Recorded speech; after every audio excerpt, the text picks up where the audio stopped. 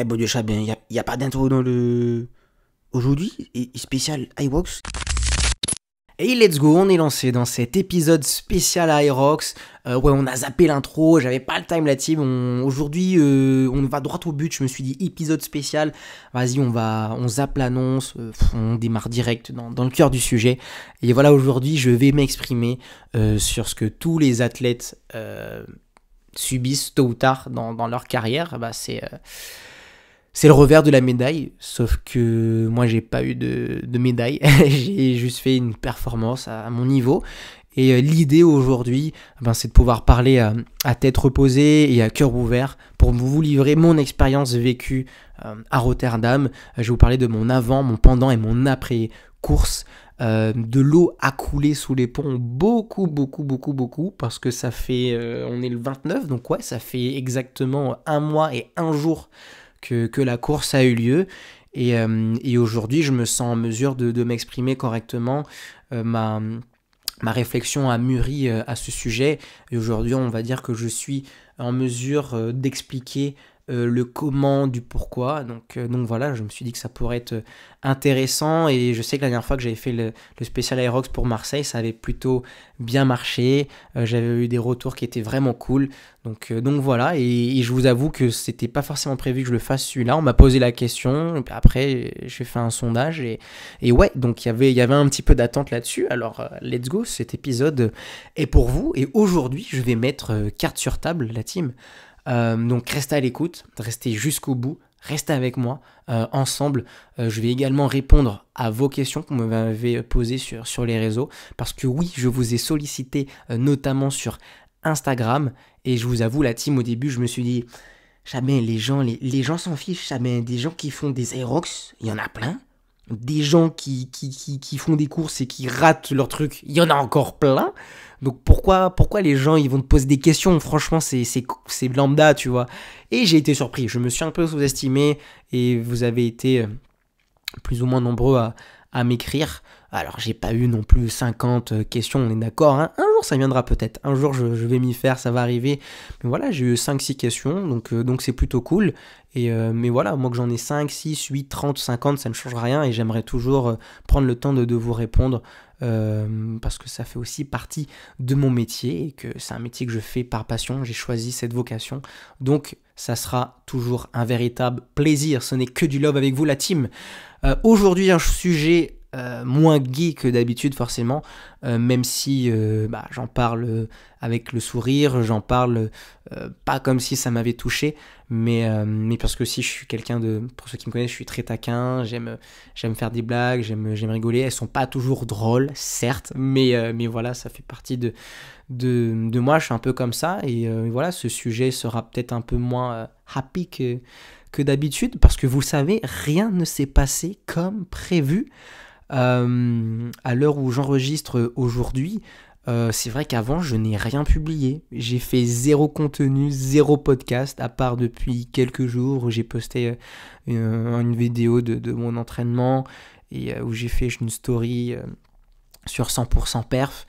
Mais voilà, j'avais envie d'évoquer également dans cet épisode de quelque chose que l'on parle très très peu dans le monde du sport. C'était aussi l'occasion pour moi de m'affirmer, en tout cas de donner mon point de vue sur un sujet qui est la blessure psychologique, parce qu'on parle beaucoup de la réussite des athlètes, on parle beaucoup des médailles, on parle beaucoup des performances, mais très rarement et même jamais on ne parle des moments sombres, des parts d'obscurité que réserve le sport de haut niveau. Alors attention, je ne suis pas un sportif de haut niveau, mais à mon échelle, c'est mon haut niveau à moi, et j'espère qu'un jour, ça sera au stade où je ferai partie de ce petit pourcentage d'athlètes qui font partie des meilleurs mondiaux. Je l'espère, c'est pour ça que je m'entraîne, et que je me défonce à l'entraînement tous les jours.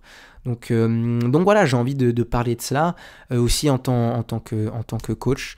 Et pour moi, ce sont des moments qui forgent le caractère de l'athlète. C'est là qu'on se révèle. C'est des moments qui ne sont pas toujours faciles à vivre, mais qui très très souvent se traduisent derrière par des formes d'engagement qui sont plutôt intenses. Et étant jeune, voilà, ça fait partie de mon rôle d'évoquer ce sujet en tant que coach. Et Et ayant surmonté cette épreuve, il n'y a pas si longtemps que ça, je suis encore, je pense, dans une phase de retour progressif. Je vais m'exprimer là-dessus un peu plus tard en toute transparence pour que vous puissiez, à travers ce que j'ai vécu, peut-être à votre tour être capable d'identifier les symptômes, de détecter les différentes phases de la blessure psychologique et pour être capable de surmonter la phase ou tout simplement pour être amené à accompagner vos athlètes ou un de vos proches de la meilleure façon possible. On démarre avec l'avant, le pré-course. Écoutez, ma préparation pour la course s'est plutôt bien passée. Par rapport à Marseille, j'ai fait de gros progrès et j'avais mis par rapport à Marseille l'accent sur le travail respiratoire parce que j'avais très bien couru, j'avais eu de très bonnes sensations physiquement, mais je trouvais que ma fréquence cardiaque était plutôt haute. Je parle en termes de run. Et du coup, en fait, mon objectif c'était ok, je veux garder la même allure, mais avoir une fréquence cardiaque qui est moins importante pour avoir une meilleure gestion, une meilleure économie de course et du coup pour me permettre d'être meilleur sur les stations. Donc c'était dans cette optique-là que j'avais abordé Rotterdam, courir aussi vite qu'à Marseille, mais être meilleur sur les stations. J'avais 5 entraînements par semaine, 3-4 séances de course avec pas mal de compromise run, donc le run sous fatigue. Sur le rameur, j'étais vraiment très bien. J'ai descendu à 1,55 avec une fréquence cardiaque qui était de type zone 3. On va dire que j'étais à 60%, de 75% de ma fréquence cardiaque, ce qui est plutôt cool. Sur le ski, pareil, en tirant à 1,59 au 500. Sur mon compromise run, je tenais 3,50 avec une fréquence cardiaque en dessous de 170 BPM, ce qui était vraiment cool. Je parle sur mes entraînements, pas de la course. Hein. Et donc, je retrouvais justement cette aisance respiratoire que je cherchais à Marseille. Et surtout, je tire beaucoup plus fort. Et voilà, ce qui va être intéressant, c'est de voir comment tout ça a dérivé au drame ce jour-là. Et 4-5 semaines avant la course, j'ai eu une alerte au pied au niveau de la voûte. Je commence à pousser sur le sled. J'étais pieds nus. J'aime bien faire mes montées en gamme pieds nus parce que ça me permet de sentir mes orteils, de sentir mon poids de corps sur mes yep. Et de faire ce vrai travail proprioceptif, de ce petit travail de crochetage des orteils. Et du coup, je fais ma montée en gamme, et je suis même pas à 50 kg. Hein, et je pousse, et je commence à sentir un truc bizarre au niveau de mon pied, un peu comme une aiguille. Et ça m'a fait très bizarre, c'était très dérangeant. Et j'ai arrêté pendant 2 semaines de faire du saut, de la course. J'ai fait de l'isométrie, j'ai avec mon kiné, on a fait de l'iso, on pense que c'était une aponevrosite, hein, c'est ce qui paraissait le plus logique, mais on va dire que ma prépa s'est très bien passée, j'ai juste eu 2 semaines où j'ai eu cette alerte et j'ai pas fait de force pendant cette période-là, sauf de l'iso spécifique pour le pied en réadaptation, et je n'ai pas fait de course à pied à ce moment-là, je voulais pas faire de saut, pas faire de flexion plantaire par peur que ça revienne, et 2 semaines après, ça s'est très bien passé, c'est revenu non convenablement et ça correspondait à 3 semaines avant la course. Donc j'ai eu ce temps-là qui m'a un petit peu embêté. Et voilà, après j'ai eu 2 semaines d'affûtage qui se sont extrêmement bien passées. Un petit peu moins de 2 semaines avant Rotterdam. J'avais de très bonnes sensations. Je tenais des paces qui étaient vraiment fous. Mais je pensais même que j'allais être plus rapide qu'à Marseille sur le run, alors que je pensais pas que c'était possible. Et peut-être que c'est là où j'ai pas été bon en fait, c'est que je me suis fait des tests sur mes semaines d'affûtage, on réduit le volume, on augmente les intensités, et puis je me suis fait des tests avec justement des volumes. Je réduis le volume sur la semaine, mais il y a quand même des séances où il y a du volume et qui correspondent à des phases de test. Et en fait, mes phases de test, j'étais juste exceptionnel, vraiment. Par rapport à ce que je m'étais fixé en termes d'objectifs, tenir 3,50 avec en run sur une fréquence cardiaque correcte, et ben, j'étais à 3,40 et je faisais pas des 800 mètres comme à Rotterdam ou à Marseille, je faisais ça sur des 1200, 1500 mètres et je tenais du 3,40, du 3,45 avec un BPM à 165. Et c'était très encourageant. J'avais des bons paces aussi au rameur sur les fentes. J'avais plutôt des bonnes sensations. Donc ouais, franchement, j'ai vraiment cru, une semaine avant la course, que j'allais exploser mon chrono. Parce que je me suis fait des tests, et je me suis dit, là, je pensais vraiment que j'étais capable de descendre sous l'heure ce jour-là. Et je reviendrai là-dessus, mais je pense que c'est ce qui a été l'erreur, en fait. C'est que j'ai été bon une semaine avant. Et ma semaine d'affûtage, je pense que je ne l'ai pas très très bien optimisé. Et c'est comme si j'étais à 100% le mardi, alors que ma course c'est le vendredi, tu vois. Donc c'est un peu ce délire-là. Et en plus de tout ça, j'étais vraiment dans les bonnes conditions. J'avais ma doudou qui était avec moi, j'avais Louise, qu'on se voit pas beaucoup parce que moi je suis à Bordeaux, elle est à Lille, elle est en train de finir son internat ou son externat, enfin elle va passer ses Écosses et après elle va pouvoir venir sur Bordeaux. Du coup ça fait 2 ans que c'est un peu compliqué, qu'on se voit pas trop et que quand on se voit une semaine ou deux, et donc ça faisait 2 mois que je l'avais pas vue et elle est venue une semaine, 2 semaines même, et on a fait ces 4 jours à Rotterdam, et elle me faisait à manger quand je rentrais du taf, elle me soutenait à 100%, ça m'a beaucoup aidé qu'elle soit présente, parce que j'étais plus seul quand je rentrais chez moi, et puis on se comprend, elle m'écoute, je l'écoute, je suis là pour elle, elle est là pour moi, on a une relation qui est très saine, et on se comprend sur tous les points, et on a la même vision de voir le monde, de voir la société, de voir la performance, la santé, on est raccord sur la politique, enfin voilà, et du coup j'étais vraiment, tout était réuni pour moi pour que ça se passe bien. Et j'espère qu'elle pourra continuer à m'accompagner parce que pour le coup, entre nous, Rotterdam, ça s'est pas très bien passé. Au niveau relationnel, notre couple à Rotterdam n'a pas battu de ses ailes, faut le dire clairement, et c'était entièrement de ma faute, hein, bien évidemment. Et malgré tout, j'espère qu'elle sera là pour mes prochains déplacements, même si ensemble, notre première était une vraie catastrophe, car la team, en fait, on s'est disputé de ouf. On s'est disputé de ouf. Et bon, j'y reviendrai là-dessus, mais la veille de course, du coup, on prend le train pour aller à Rotterdam, Paris-Bordeaux. On est, je sais plus où est-ce qu'on était. Est-ce qu'on était, peut-être, non, on n'était pas à Clermont. Bref, peu importe, peut-être à Limoges. Et en fait, retard de train. Et on attend. Et finalement, on arrive à Paris et on doit du coup, on doit changer de gare. Et avec le retard du train, on a raté le train de Rotterdam. Ce qui a fait qu'on a dû prendre le train suivant qui était 2h30 après.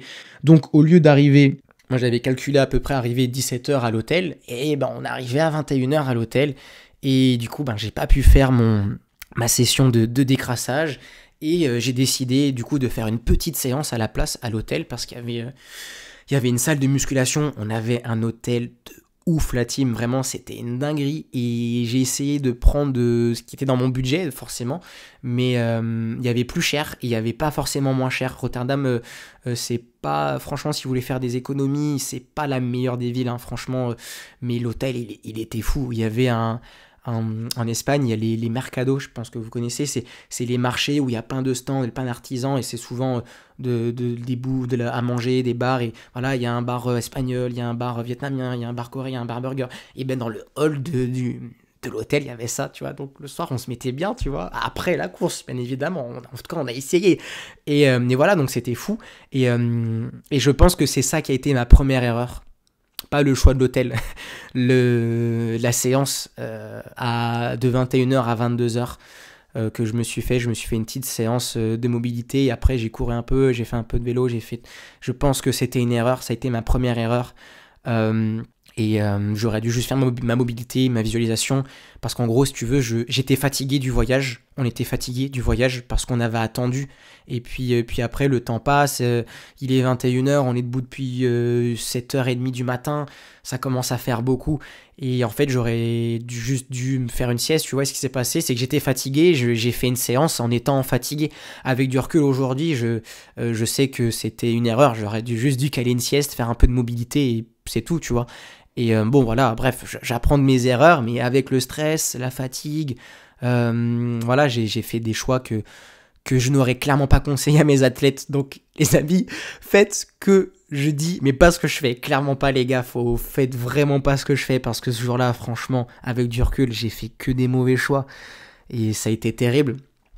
Et du coup, lendemain, la course, elle était à 11h. Déjà, j'étais très content parce que d'habitude, c'est un peu plus tôt. Là, c'était à 11h. Donc, j'ai eu le temps de m'échauffer, de faire mes trucs, ma mobilité, ma visualisation, de faire tout ce qu'il faut. Et là arrive le moment où, on va dire une demi-heure avant la course, je me dis, allez hop, je me fais une petite course à pied, 10 minutes, tranquille, je vais dehors, je me fais 10 minutes de run. Et en fait, ce qui s'est passé, je suis arrivé dehors, il pleuvait de ouf. Et là, je me suis dit, oh bâtard. Du coup, j'ai un peu couru sous la pluie, j'ai essayé de rester au sec comme je pouvais, mais j'avais pas de bonnes sensations à ce moment-là. Je courais bien, j'avais une bonne allure, mais je me sentais pas fatigué mentalement, mais physiquement, genre, c'était bizarre. Je sentais que j'avais un petit peu de mal à tenir l'allure, parce que je me suis fait ce que je me fais avant chaque course. Je me fais 3-4 accélérations progressives, et puis je me fais un mini 200 mètres à allure Aerox, et sur mon pace. Et justement, ce 200 mètres, il m'a paru vraiment long. Et c'est là que je commençais à me dire, peut-être que je suis pas si en forme que ça aujourd'hui. Je me suis dit qu'avec l'adrénaline, ça allait passer pendant l'effort, et que j'allais m'en sortir, parce que j'ai du coffre, j'ai du mental, et que même si j'avais les jambes un peu lourdes, c'est pas ça qui allait m'arrêter. Je me suis entraîné avec les jambes très très très très lourdes, et j'ai su me rentrer dedans bien plus que ce qu'il me fallait. Donc voilà, j'ai eu cette première alerte, et après je vais dans la zone d'échauffement, et je fais un peu de sledge, je fais un peu de push, je fais un peu de wall ball, et là je sens mes jambes un peu, je fais ouais, ça va être un peu chaud. Et après j'arrive dans le sas, et là je commence à avoir l'adrénaline, tout se passe bien et tout. Rien que d'en parler, j'ai les frissons, et je vois les mecs dans le sas, et je me dis, un par un, je vais les tuer. Je vais les tuer, je m'imagine vraiment comme un boxeur, comme un lion dans sa cage, et je me dis que dès que ça va sonner, et là je suis parti pour 1 heure pour tout casser. Et je pars sur premier run, et là je vois un mec t-shirt bleu, je vois un anglais qui devant, je dis, ah bâtard, lui il trace bien, il va falloir que je reste pas très loin de lui, parce que l'objectif c'est de faire un podium, l'objectif c'était de faire un exploit, se qualifier pour les championnats du monde, et je voulais faire un truc de fou. J'étais venu pour représenter mon pays, représenter mon île, la Martinique, et ça me tenait vraiment à cœur. Et je voulais faire vraiment un truc de fou. T'imagines, même pas un an d'Aerox, boum, qualifié pour les mondes. Je savais que c'était possible parce que d'autres l'ont déjà fait. Pas beaucoup, mais certains l'ont fait. Et je voulais vraiment, j'ai voulu faire un truc de fou. J'ai voulu essayer de décrire l'histoire à ma manière. Et bon, voilà, j'ai pas réussi, c'est tout. Mais donc voilà, ce premier run, je le vois partir, je me dis, ok, super, je vais avoir un mec avec moi pour le long de la course et tout. Au début, je me suis dit, en vrai, trop bien, je vais pas vivre le truc seul, ça peut être cool, on peut se tirer tous les deux. Du coup, je reste avec lui, on est pas mal sur le premier run, il est même devant moi, il arrive au ski. Par rapport à Marseille, j'avais été très très lent, et mon but c'était le premier run d'être plus rapide, chose qui a été faite. À Marseille, j'étais à 5,03, là j'ai fait 3,54, donc je gagne 1 minute 10 par rapport à Marseille, et je pense que ça a été peut-être ma deuxième erreur, c'est que je suis peut-être allé un peu trop vite avec l'adrénaline et en voyant le mec partir devant. Peut-être que je suis plus arrivé à son rythme que au mien sur cette course, sur cette première partie de course. Et d'ailleurs, je suis sur le ski, j'ai des bonnes sensations. Je m'étais dit sur le ski tenir 2 minutes sur les 1000. Et en fait, je suis à 1,58 et je me sens vraiment bien. Et je vois qu'il y a l'angle à côté, on me voit sur le live, je jette des petits coups d'œil. Et je vois que lui, il était à 1,52, mais il avait beaucoup de fréquences. Et sauf que moi, j'étais à 1,58 et j'étais tranquille, j'avais un bon pace, je respirais. Et là, va se faire ma 3e erreur, je pense. Je pense arriver aux 500 mètres, je me dis vas-y, j'accélère un petit peu sur 100 mètres. Donc je suis à 1,58 et là sur 100 mètres, je me dis vas-y, je tire un petit peu plus fort, j'accélère un petit peu parce que j'avais du jeu, et je me suis dit vas-y, je peux gagner un petit peu de temps.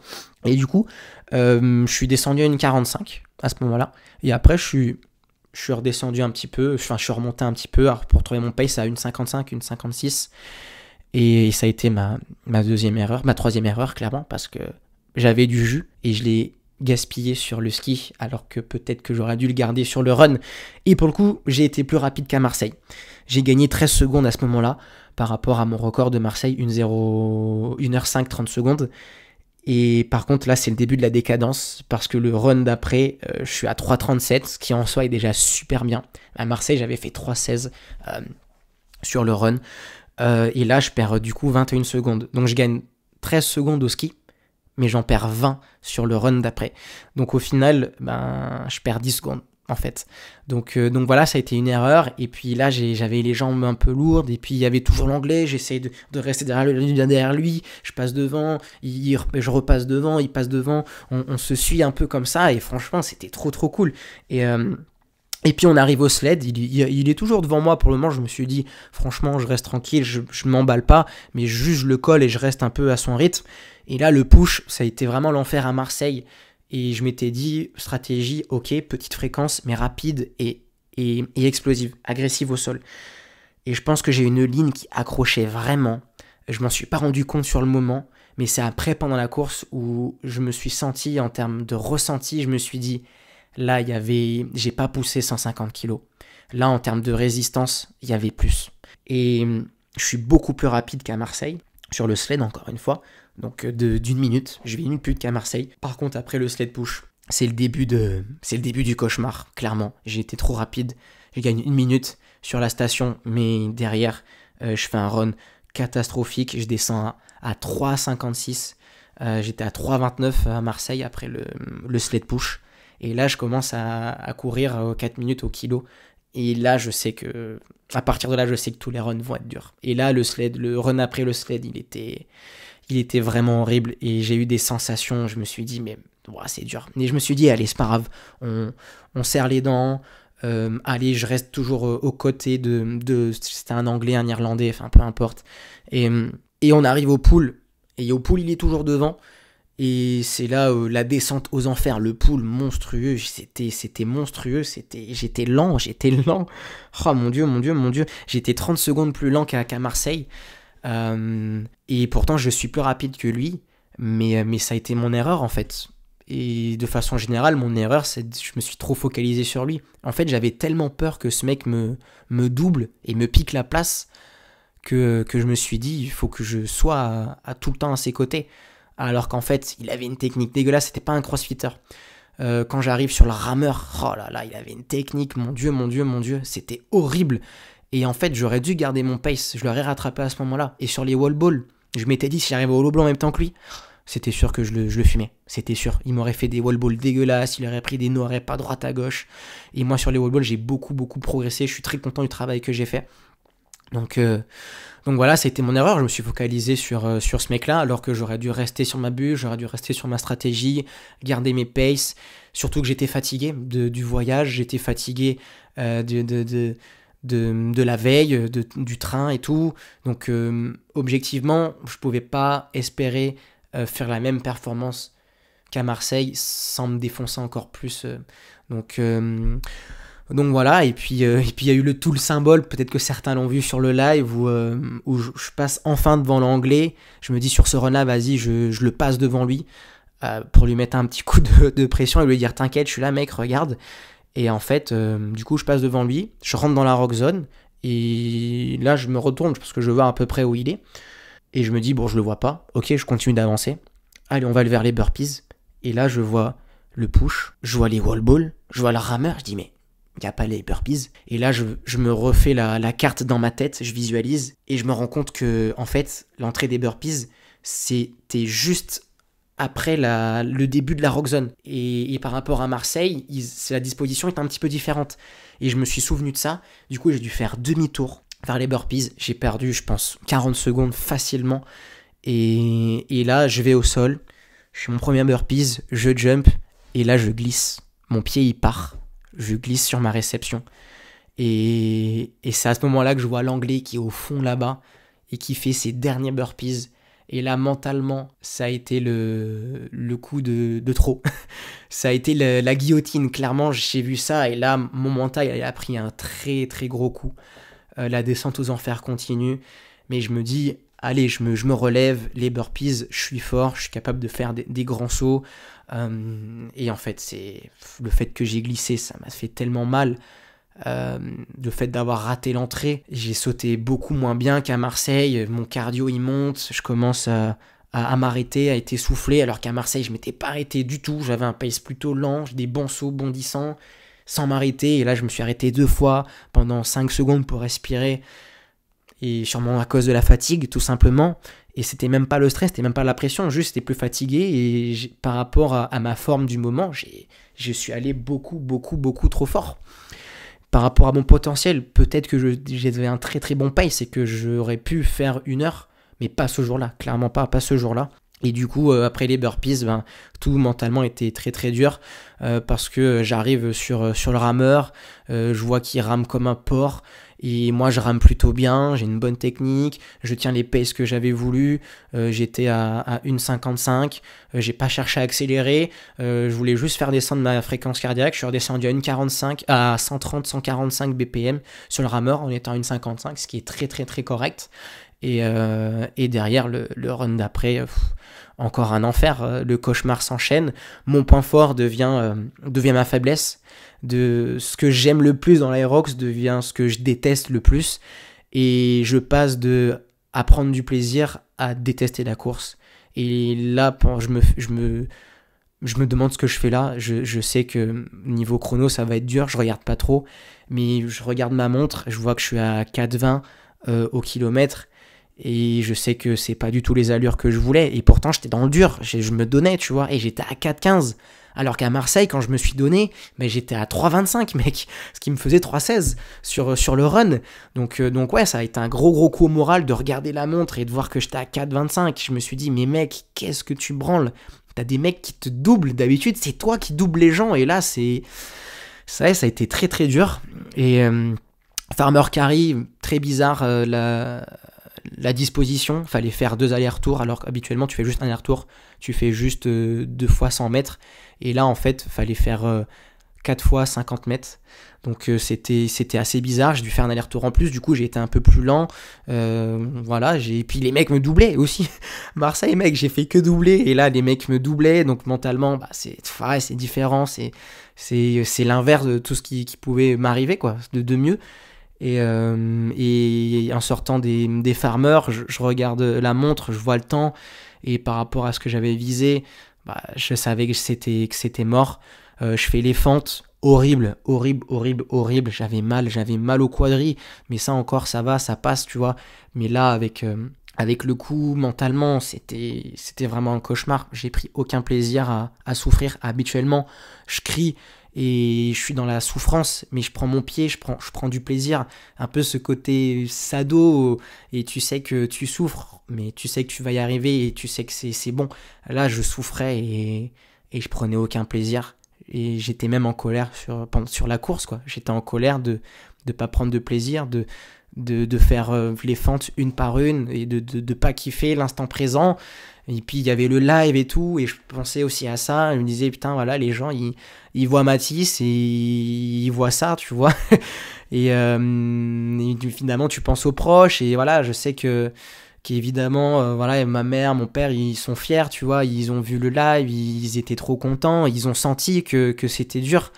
Mais moi, clairement, les fentes, je commence à avoir ce sentiment de honte, de culpabilité qui commence à me ronger.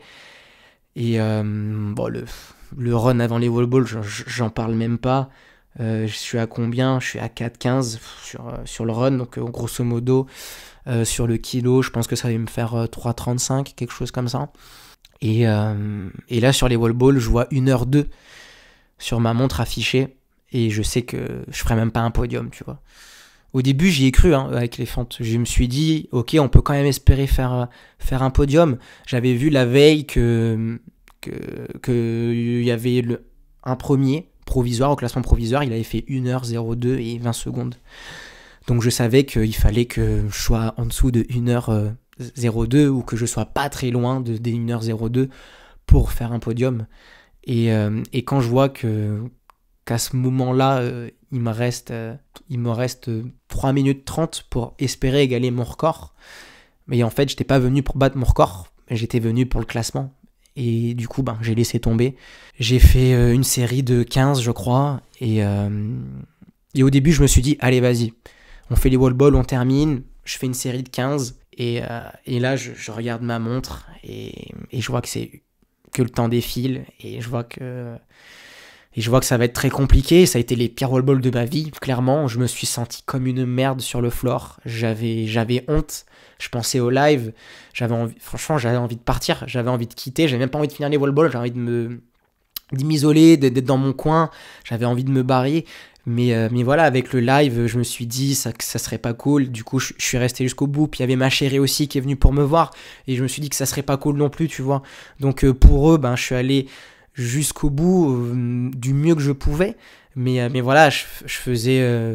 un coup, je faisais 2 reps, un coup, j'en faisais une. Je lui demande combien il me reste une fois de temps en temps. Je vois le chrono, il est 1h05, 1h06. Et il me reste 10 reps et je fais une série de 2, une série de 1, une série de 4, puis j'en refais 1. Puis voilà, la balle tombe, elle me dit que c'est good et je pars en marchant. Ça se voit sur les images qu'à ce moment-là, je suis dépité. Mais voilà, franchement, j'avais honte. J'avais tellement honte. Et les gens ne savaient pas forcément. Les gens, ils se sont dit, waouh, 1h08, trop bien et tout. Mais moi, j'avais honte. Je sais ce que je suis capable de faire. Et puis là, ça a été le début d'une période compliquée.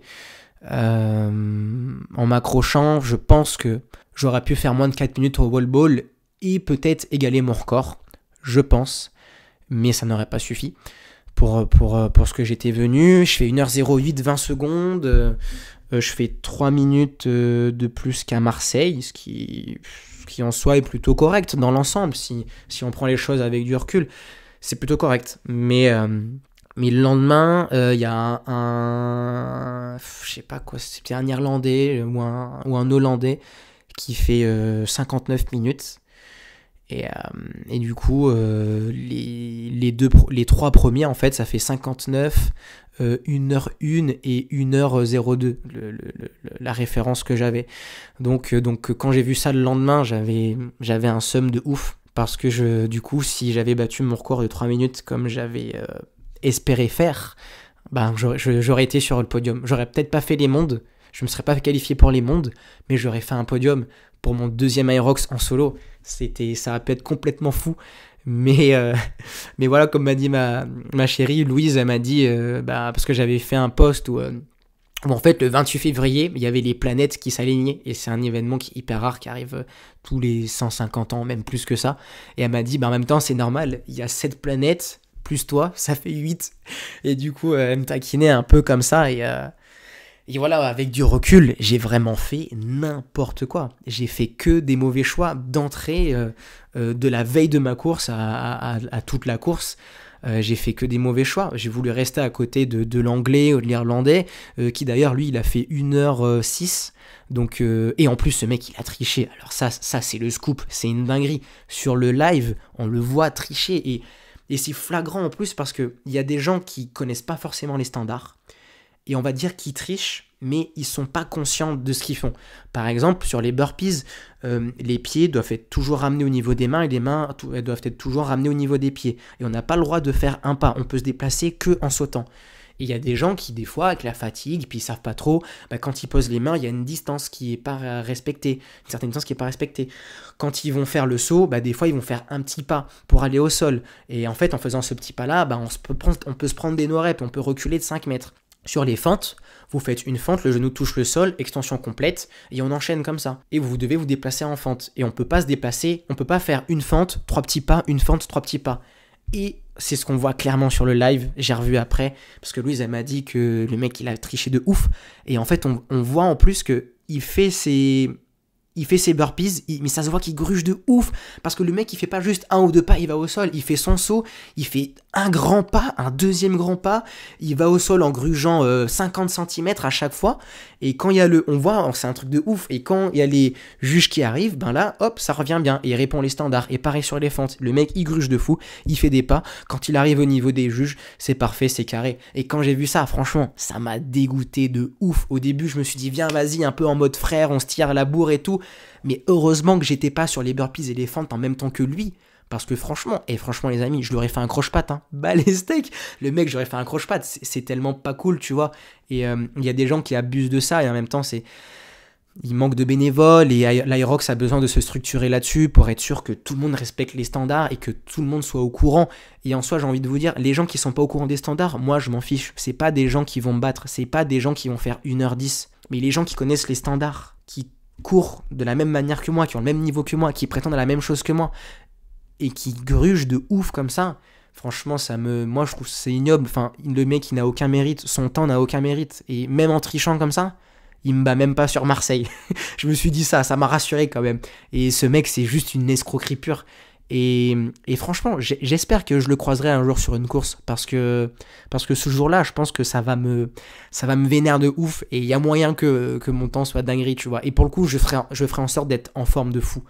Vous inquiétez pas, ce jour-là, je vais le manger, le type. Franchement, quand j'avais vu ça, j'avais la haine. Donc j'ai ça aussi qui me rongeait. Donc j'avais une haine envers moi et j'avais une haine aussi envers ce type dans un sens.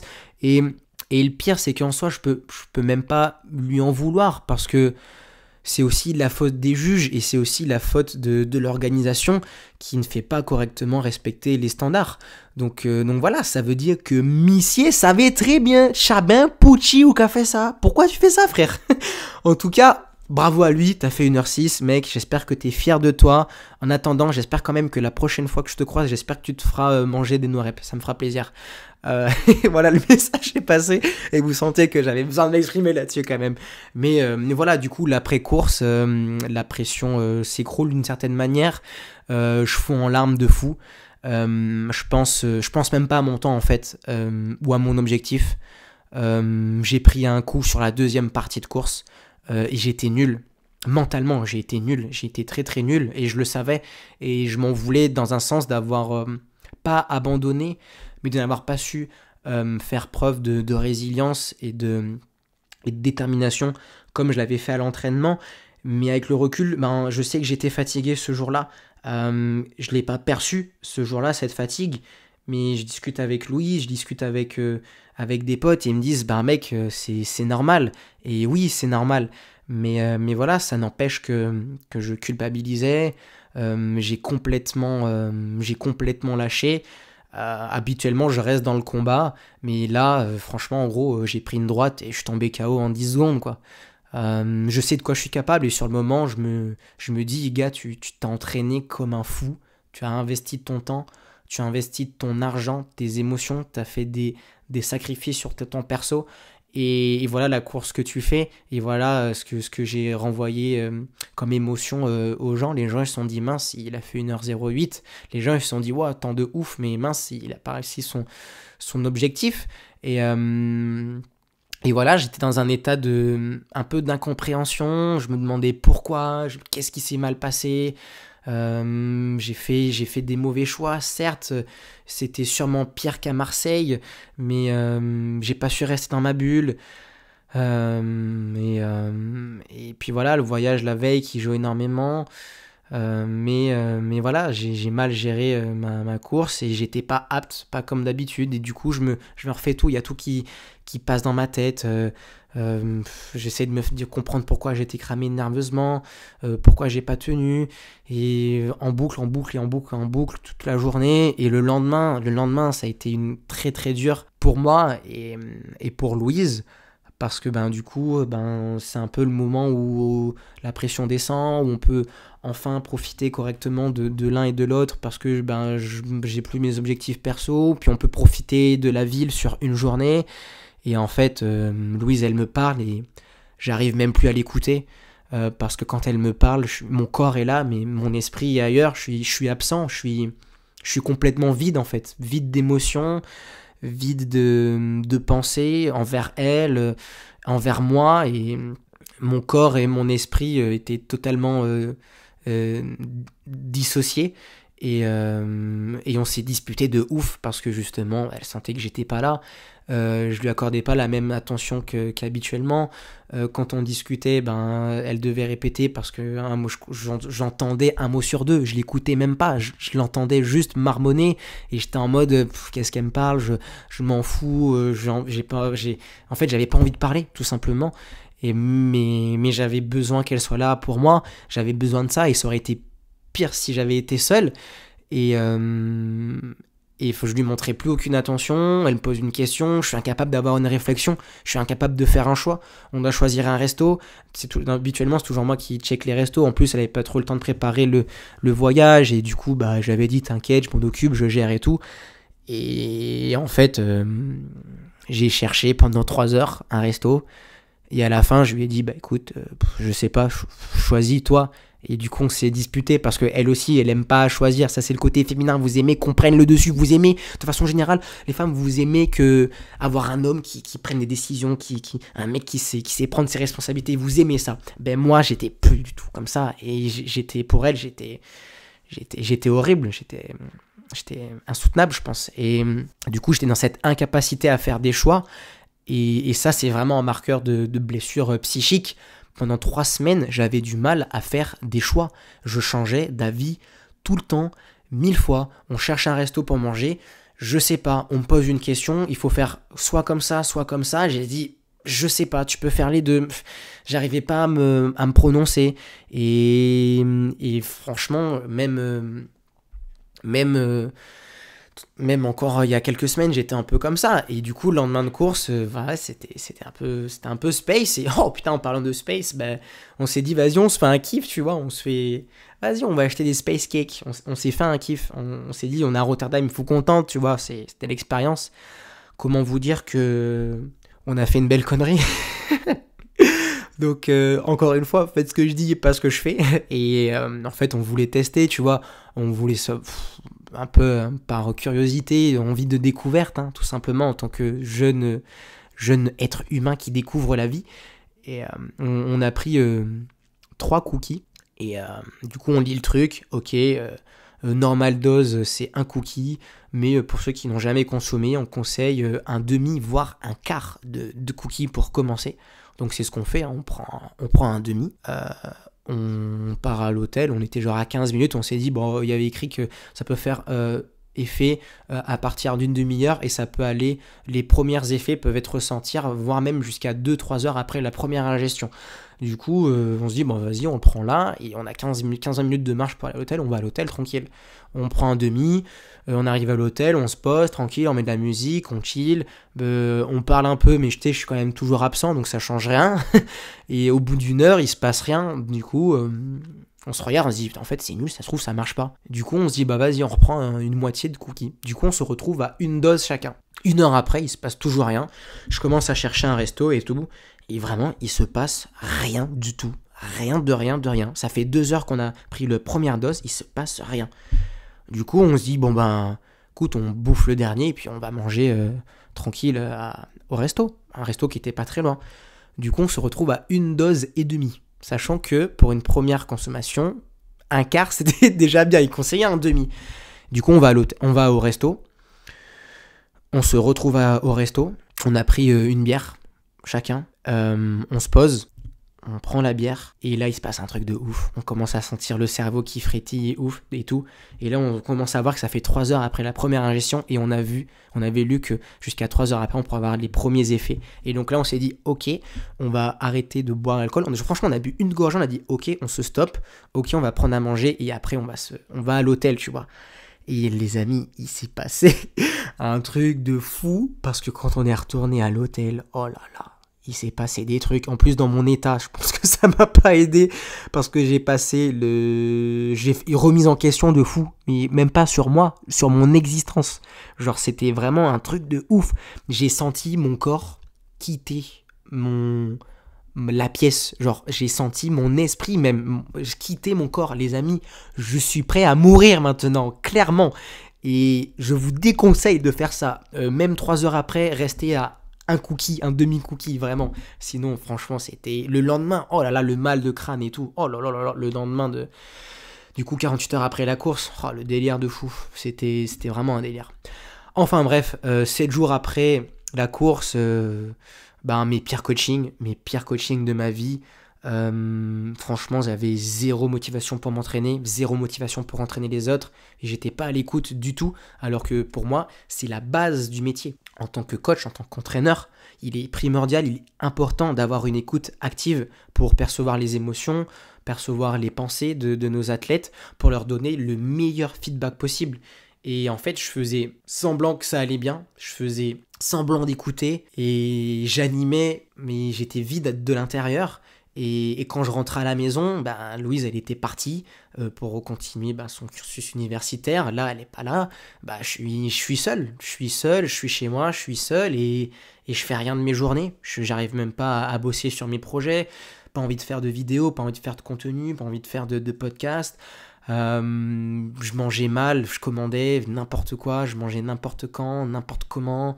Je dormais tard, je me relevais tôt. Franchement, c'était pire coaching. J'ai pris aucun plaisir et c'était la première fois. Et je pense que c'est aussi lié au fait que j'ai un métier qui est prenant, qui me demande beaucoup d'énergie et qui me demande d'avoir une hygiène de vie et une alimentation correcte pour pouvoir pas juste coacher, mais avoir un coaching de qualité et transmettre ce que j'ai envie de transmettre des émotions, transmettre mon dépassement de soi, l'inculquer aux jeunes que je coach, ce qui n'est pas évident. Mais voilà, être pas juste coacher, mais être un coach à 100% investi et impliqué pour les gens que j'accompagne. Parce que ça fait partie du métier et c'est ce que les gens apprécient et c'est ce que moi j'apprécie. Et le jour où j'arrête de faire ça, autant que je change de métier, autant que je devienne agent immobilier. Je dis pas que les agents immobiliers ne sont pas investis dans ce qu'ils font, mais je le serai beaucoup moins. Donc voilà, c'était vraiment n'importe quoi. Et j'étais à des centaines de kilomètres de Rotterdam. Et plusieurs semaines après, en fait, j'y étais encore. J'étais en totale remise en question sur ma prépa, sur mes entraînements. Et je me disais que j'avais des sensations folles 4-5 jours avant.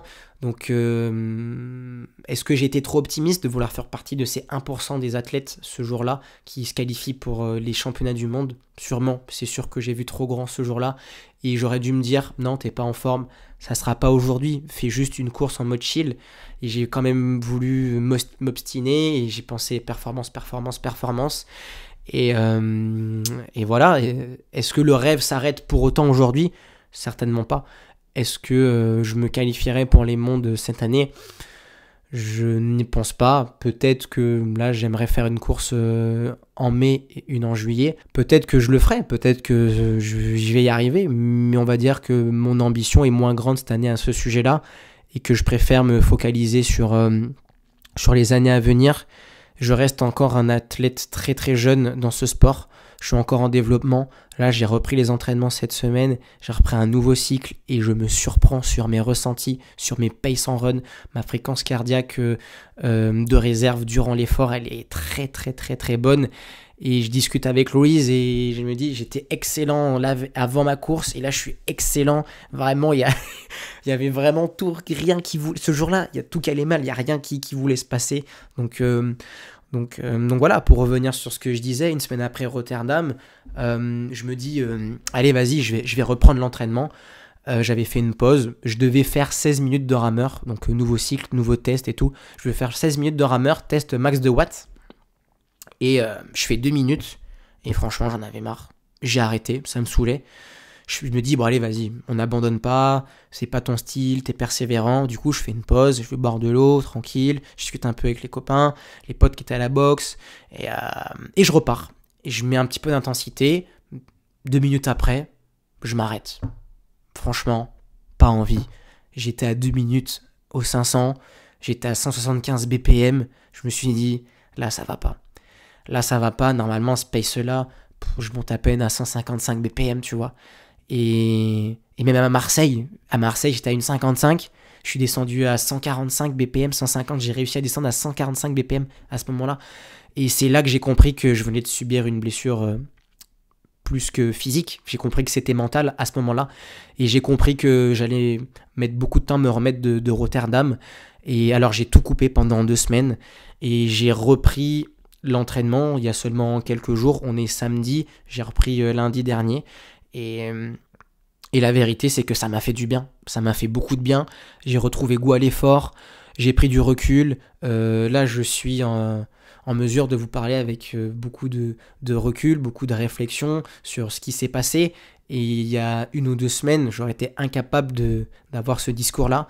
Et donc voilà, je me rends compte que ce que j'ai subi, bah c'est pas à négliger. Et malheureusement, la blessure psychologique, c'est quelque chose de réel et c'est quelque chose qui est méconnu. Et si on veut s'intéresser un peu à ce que nous dit la science à ce sujet-là, si on veut définir les termes, en fait, une blessure psychologique, c'est quand ton mental encaisse un choc émotionnel fort qui va être lié à un échec, une pression ou une désillusion, ce qui m'est arrivé, au point où ça affecte la motivation, le comportement, l'énergie, la vitalité et la capacité à performer, à se concentrer. Et voilà, donc ça découle derrière différents états émotionnels et différents comportements. Et c'est là qu'on retrouve le modèle scientifique de Prochaska et de Di Clemente de 1983, qui est un modèle qui est très très intéressant, qui est largement utilisé en psycho à ce sujet-là, en préparation mentale et en accompagnement psychologique. Et en gros, et c'est là que c'est très intéressant de faire le parallèle avec ce que j'ai vécu, c'est que on identifie 5 phases dans ce modèle. La première phase est une phase qu'on nomme pré-contemplation, ou aussi une phase de déni, un peu comme le deuil. Une phase de protection mentale où on ne reconnaît pas le problème, on minimise. Par exemple, moi j'ai voulu croire que c'était juste un jour sans. J'ai voulu croire que ça allait bien, que c'était pas du tout ce qui venait de se passer. Et donc ça peut durer plusieurs jours, plusieurs semaines. Moi, ça a duré une bonne semaine. Et derrière, vous avez une deuxième phase qui s'enchaîne, c'est la phase de contemplation, ou aussi qu'on appelle une phase de prise de conscience. C'est souvent une phase qui provoque des sentiments de colère, de tristesse, de la déprime. En fait, on n'agit pas encore, mais on se remet en question sur les choses qu'on vient de vivre, sur le problème, et on commence à chercher des explications, et c'est souvent accompagné de fatigue mentale, de perte de plaisir, d'un niveau de performance en baisse, d'un manque de concentration, d'une incapacité à se connecter avec l'environnement. Et donc clairement, moi, j'avais plus envie de bouger, j'avais plus envie de m'entraîner, j'ai complètement décroché. Et ça, pareil, je pense que ça a duré une bonne semaine aussi.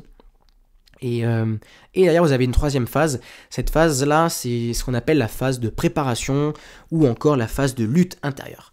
En fait, on se dit pendant cette phase-là qu'il faut faire quelque chose. Donc on est passé de la phase de prise de conscience, qu'il s'est passé quelque chose, à ok, maintenant que j'ai identifié ce qui s'est passé, maintenant il faut que je me prépare à changer de comportement. Et donc en fait, c'est une période où on peut ressentir de la peur, où on a ce sentiment de culpabilité, de doute, de honte.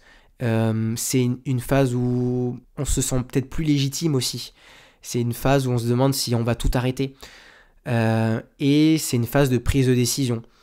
Mais ces décisions sont alternées. La mémoire courte est pas très bonne. On a du mal à se souvenir de ce qu'on a dit, de ce qu'on a mangé la veille, de ce que nous parlent des copains. Enfin bref, on a du mal à se poser, à se rappeler les choses.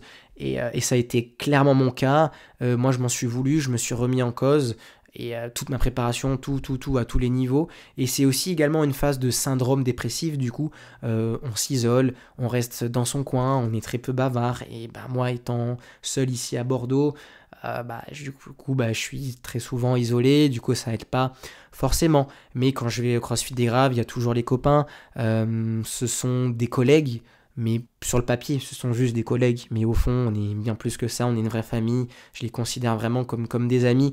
Et je pense que c'est ça qui m'a fait énormément de bien. C'est d'avoir cette présence physique.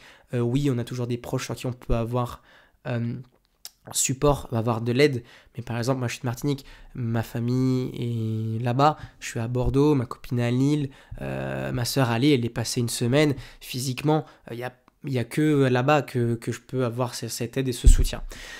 Quatrième phase, il y a cette phase de passage à l'action. Donc on commence à agir concrètement, on accepte de parler de la chose, on effectue un retour progressif, on instaure une nouvelle routine, ce qui a été exactement mon cas et c'est exactement l'état dans lequel je suis actuellement. Je suis en pleine reconstruction mentale quelques jours après ma reprise de l'entraînement et le début de mon nouveau cycle.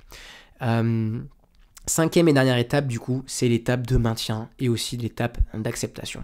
Donc on accepte la chose, le comportement et on accepte de mettre en place de nouvelles stratégies. Elles se stabilisent et on les intègre et ça devient vraiment une expérience enrichissante. On reconnaît ses limites, on se développe en tant que tel et on utilise de nouveaux outils, on développe de nouvelles méthodes en lien avec la phase précédente. Il peut aussi y avoir une phase de rechute. C'est une 6e phase qu'on retrouve dans le modèle, mais qui est plutôt optionnelle. Et moi, ce qui m'a clairement permis de m'en sortir de cette phase, ça a été de prendre du recul. Ça a été d'arrêter, de me dire stop, performance à tout prix, tu penses à toi, santé. Donc 2 semaines de pause. Et puis je me suis fixé de nouveaux objectifs avec un Aerox en double main pro. Et puis aussi on a un nouveau projet à CrossFit des Graves, on veut faire un programme spécifique Aerox. Donc il y a ces nouvelles choses, ces nouveaux projets collectifs, des tâches de groupe qui m'ont ramené vers l'essentiel, vers la passion, le plaisir de se surpasser et d'aider les autres à en faire autant. Et c'est ça qui a été l'élément déclencheur pour moi et qui m'a permis de faire ce retour progressif à l'entraînement sans objectif de résultat en tant que tel. Donc voilà, si tu écoutes ce podcast et que tu ressens la même chose et que tu te reconnais dans ce que je viens de te dire, eh bien sache que c'est totalement normal. Tu as le droit de mal te sentir. Tu as le droit de penser que tu es une merde, mais souviens-toi d'où tu viens. Souviens-toi de pourquoi tu fais ça. Souviens-toi de ce que tu fais à la base et allie-toi avec ceux qui partagent la même envie, la même énergie, la même chose que toi. On ne parle pas assez de ces moments et en tant que coach, du coup je suis obligé d'en parler et ce sont des moments de vide mental, on en parle très très peu. La blessure psychologique, elle existe, elle est invisible, mais elle est réelle et il faut accepter de se reposer. Ce n'est pas une faiblesse d'avouer qu'on a besoin de repos, c'est même un acte de force. Et comme je dis souvent, on récupère, on progresse durant ces phases-là. C'est les phases les plus importantes pour notre progression. Donc il faut prendre le temps de penser à soi, de prendre soin de son mental, et comme on prend soin de son corps au final. Donc si tu penses que tu es dans une de ces phases de blessure psychique, eh bien, ce que tu as à faire, c'est en parler à quelqu'un de confiance, un proche, un ami, un coach. L'erreur que j'ai fait, ça a été de m'isoler un peu trop par crainte, par peur, par honte. Mais si tu as un bon entourage, sache que ils ne sauront t'aider qu'au mieux. Et ça fait partie du processus pour renforcer ta motivation et ta discipline. Parler aux gens autour de toi. Et encore plus si tu es coach, si tu accompagnes régulièrement des athlètes, c'est primordial de connaître ce modèle au niveau de la blessure psychologique et de savoir détecter les différentes phases dans lesquelles se situe l'athlète à partir du dialogue, en dialoguant avec eux, en faisant ce travail d'introspection, ce travail d'écoute active et en observant le comportement durant le training. Il faut être ouvert à ce sujet, entretenir un bon relationnel avec nos sportifs, nos sportives, pour qu'ils et elles n'aient aucune crainte à venir parler et à se confier à nous. Et c'est comme ça qu'on adapte nos séances, qu'on adapte les cycles, qu'on adapte les programmes. Et ça nous permet d'assurer leur épanouissement en tant que sportif et en tant qu'homme, femme. Et c'est la base de notre métier, ne pas négliger l'être humain. Et je pense que tout coach qui néglige cela s'éloigne de l'aspect fondamental, la philosophie même de ce métier. Donc si tout simplement tu t'en écartes, c'est que tu n'as rien compris au principe même de ce métier. Donc voilà, je vais clôturer cette partie. Et puis voilà, je pense que au niveau des questions que vous m'avez posées sur les réseaux, je pense avoir fait le tour, avoir répondu. Vous m'avez demandé quel était mon ressenti par rapport à Marseille.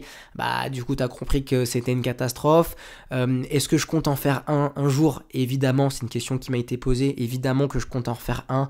La question qui me titille un petit peu, il y en a qui m'a demandé: tu vas faire sub 1 heure un jour en mode qu'est-ce que je brûle, tu vois? Évidemment, j'espère tellement que ça va arriver, je sais que ça va arriver, je sais que j'en serai capable et j'ai envie d'arriver à le faire en open dans la catégorie amateur avant de passer en pro. Et à partir de 2026, je passe officiellement dans la catégorie pro et ça sera même pour 2025 à l'Aerox de Bordeaux avec le Titi où on va se mettre en double main pro et aussi avec Madoudou à Bordeaux. On m'a demandé, que je vérifie que je réponds aussi à toutes les questions. On m'a demandé quelle était la partie la plus dure de l'Aerox et j'ai envie de te dire que ça dépend du contexte, ça dépend des jours. Certains te diront que c'est le run, moi je te dirais que pas du tout. À Marseille, mon point fort c'était le run. À Rotterdam, C'était mon point faible, clairement. On va dire que à Marseille, la partie la plus dure pour moi, ça a été les burpees et les wall balls. Parce que mentalement, c'est long, c'est dur. Tu arrives au début des burpees, tu vois les 80 mètres au fond de la salle là-bas, tu te dis, wow, tu sais que tu vas faire une quarantaine de sauts.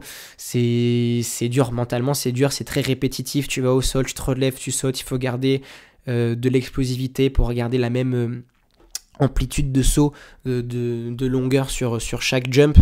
Donc voilà, après à Rotterdam, je te dirais que le sled pull m'a fait mal après le sled push. Franchement, tout a été dur à Rotterdam, mec. C'était un enfer. Mais de façon générale, je dirais que c'est le sled pour mon profil qui est plutôt type coureur. Et les wall balls parce que mentalement, tu arrives sur la fin et physiquement, c'est très très très très dur. Mais mentalement, t'as ce second souffle normalement et ça va. Mentalement, ça va. Par contre, physiquement, c'est très très dur.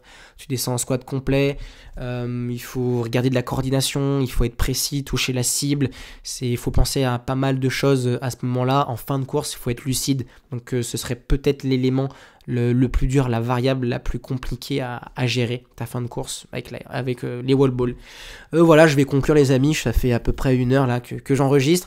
Je ne sais pas encore à quel moment je reviendrai au top, mais ne vous inquiétez pas les amis, je reviens différent, je reviens plus fort, plus solide que jamais, parce que les vrais athlètes, ce sont juste des humains qui ont perdu, qui ont appris encore et encore, qui ont essayé encore et encore jusqu'à parvenir au sommet, et j'ai envie de faire partie de la catégorie des gens qui essayent, des gens qui se surpassent.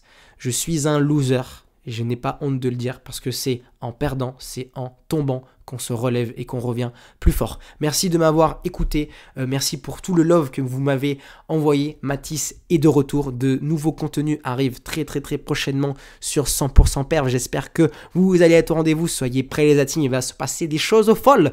Prochain épisode, on parlera de l'impact de notre société sur le sommeil et comment cela peut affecter notre santé et notre performance. Je vous fais plein de bisous, merci de m'avoir écouté en l'eau de soleil, à très vite, ciao ciao.